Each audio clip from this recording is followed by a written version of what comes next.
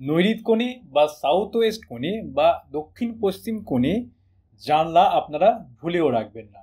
এই সম্পর্কে বাস্তুশাস্ত্রে প্রথম শ্লোকে বলা রয়েছে, নৈঋত্যে বাত দোষেণ দীর্ঘ রোগাহা প্রবর্ততে।